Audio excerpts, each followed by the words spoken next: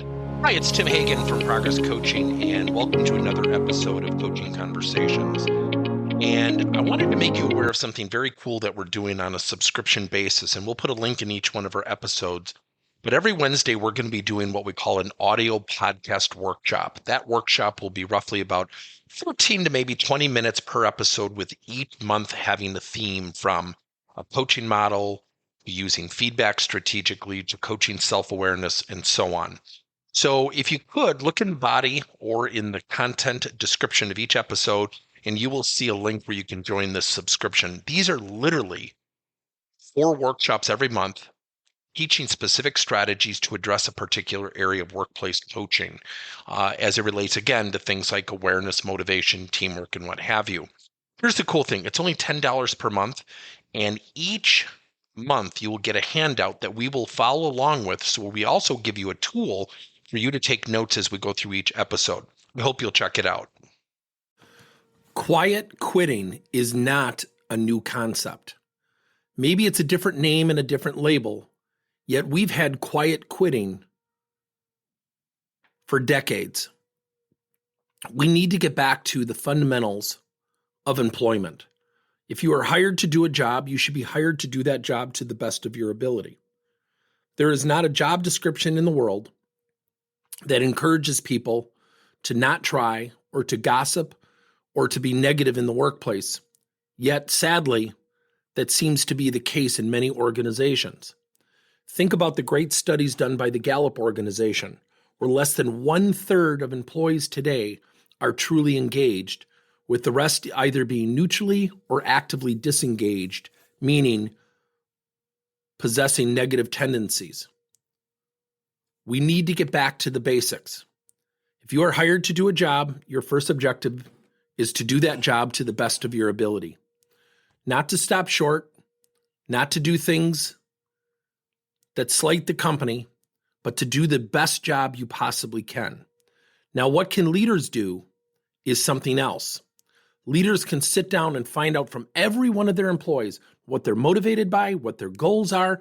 And if we can bridge those motivators, those goals, with the expectations of the job, we will have a productive workforce. Let me give you an example. If you have somebody who has a goal of starting their own company, and let's say they work for a leader who can't provide that opportunity, yet knowing that in a very trusting, worthwhile environment positions that leader to do what? Have an exchange of value. The exchange of value is maybe they get him a magazine subscription to Entrepreneur, gets him a book on entrepreneurship, while asking them to maintain the highest level of commitment. What happens is when we don't know what motivates somebody, is the job becomes the place to where we try to motivate. Yet if that is not the motivation, if that is not the person's ideal destination, guess what happens? Their mind wanders. Does their mind wander positively or does it wander negatively? It typically wanders negatively. Quiet quitting happens every single day. It is my contention that we need to teach people in the onboarding process of the highest expectations, things that will not be tolerated, such as gossiping at the water cooler, not putting in a good full day's effort. Let me share something with you that is going to come off a little bit negative.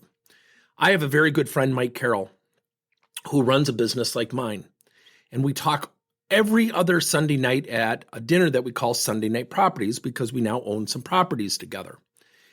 And we talk about the people that we hire. And I cannot believe I'm going to share this publicly. For every 5 people we've hired, we have found at least 3, if not 4, line on their abilities, the work they completed, etc. We once had an employee who was so critical of my company that I found out 30 days later she had not done 1 ounce of work as a salesperson, never sent an email, never made a phone call. Yet she was critical of what I was doing as an owner. Quiet quitting has been around for decades. Number 1, we need to have an onboarding process of behavioral expectations, not merely an onboarding process specific to the job. Number 2, leaders must sit down and find out what that person's motivator is. as it relates to the job as well as outside the job. Then and only then can we have a productive workforce. Thank you for listening to another episode of Coaching Conversations by Tim Hagen and Progress Coaching. Now, our company is always coming out with new and innovative solutions to help leaders coach their employees. And recently, we just created a new service called Coach to You, where leaders can pick and choose topics and assign 7 to 21-day programs for employees to learn and, more importantly, apply actions and then reflect and share what they're going to do going forward as a result of the learning. It's called Coach to You. We're literally bringing coaching to your employees. If you're intrigued, we'll have a link in each one of our episodes where you can get more information. And again, thank you so much for listening to another episode.